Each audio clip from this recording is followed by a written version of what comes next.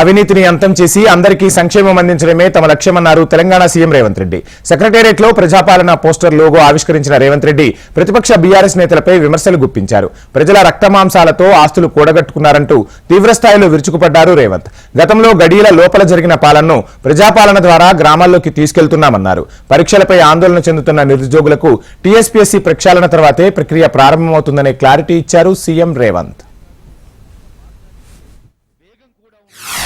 నిన్నో మన్నో ప్రజావాణి కార్యక్రమానికి కాడబిడ్డ వచ్చింది, అక్కడ దరఖాస్తు ఇచ్చింది, వీళ్ళు పరిష్కరించలేదు, నేను పరిష్కరిస్తున్నా, ₹1,00,000 ఇస్తున్నా అని కేటీఆర్ గారు ఎక్కడో టీవీలో పేపర్లో ఎక్కడో నాకు భలే సంతోషం అనిపించింది.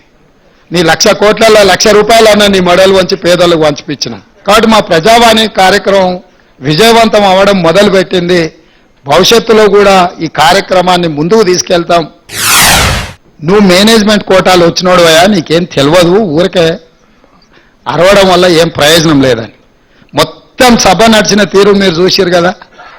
బామర్దుల తాపత్రయం తప్ప ఒక్క సభ్యుడన్నా లేచి వీళ్ళు మాట్లాడుతున్న దాన్ని సమర్థించిన. వాళ్ళ దగ్గర ఉన్న ఆస్తి ప్రజల యొక్క రక్త మాంసాలను పీల్చి పిప్పి చేసి సంపాదించుకున్న సంపద.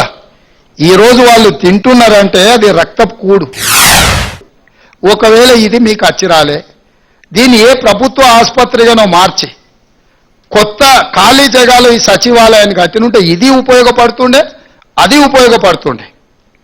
ఇక్కడ అన్ని రకాల వసతులతో ఉన్న భవనాలను కూలగొట్టి కొత్తటి కట్టి ఆస్తి సృష్టించినమంటారు. అక్కడ కూడా ఉన్న భవనాలన్నీ కూలగొట్టి కట్టిన. ఎక్కడైనా ఉన్నదాన్ని కూలగొట్టి కొత్తది కడుతున్నట్టే ఉద్దేశం ఏందో మనం అర్థం చేసుకోవాలి. నేను కొత్త బండ్లు కొనను, ఖర్చు పెట్టానని చెప్పిన. మీకు తెలవాల్సింది ఏంటంటే 22 ల్యాండ్ క్రూజర్లు కొని కొత్తవి దాచిపెట్టారు.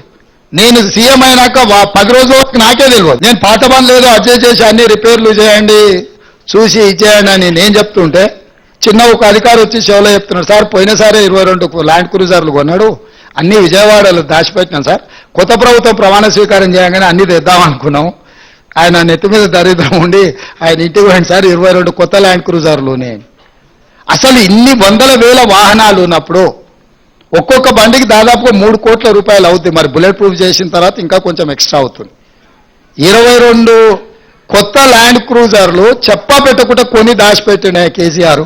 22 అంటే ఆయనకు, ఆయన వంది మాగతులకు అందరికీ ఉండడానికి. ఇట్లాంటివి ఆయన సృష్టించిన సంపద. రేషన్ కార్డులు లేకుండా పథకము రావడం కష్టం, కానీ రేషన్ కార్డులు ఇస్తాం కదా.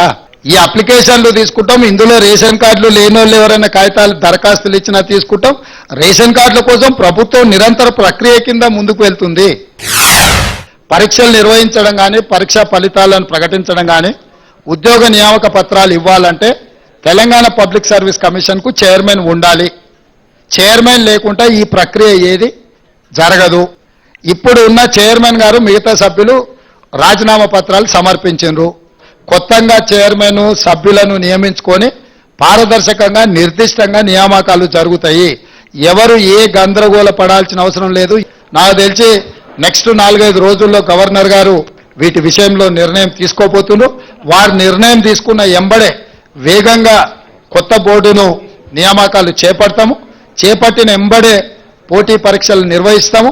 డిసెంబర్ 9, 2024 లోపల క్యాలెండర్ డేట్ మేము రిలీజ్ చేసినాము.